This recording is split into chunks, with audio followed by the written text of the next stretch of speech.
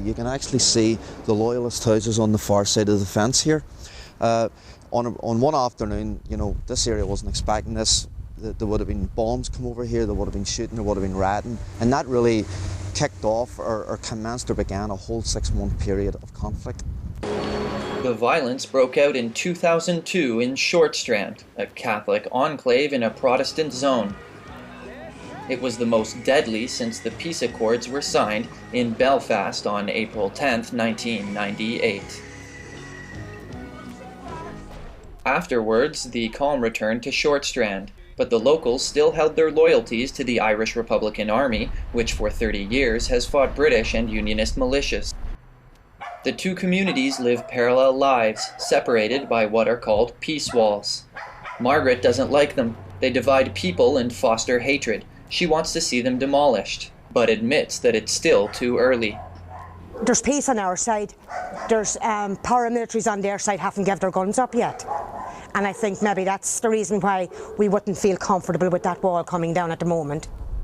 A few meters from here on the other side of the wall, it's another world, another kind of fear, and of course another version of the story. In 2002, some 6 years ago, violent Republicans from across that wall, that peace line, they were responsible for shooting and injuring 5 local people here from the Unionist community.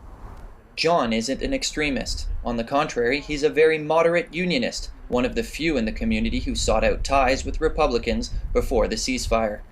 We have 2 irreconcilable ideologies here in Northern Ireland. There is, however, scope for conflict transformation, and that means to transform what was formerly an armed struggle to a democratic debate and discussion. 4,000 people died in the fighting.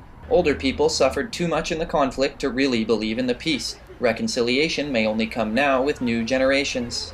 And yourself, you have Protestant friends? Yeah? They are good friends? Not really close, but I have them.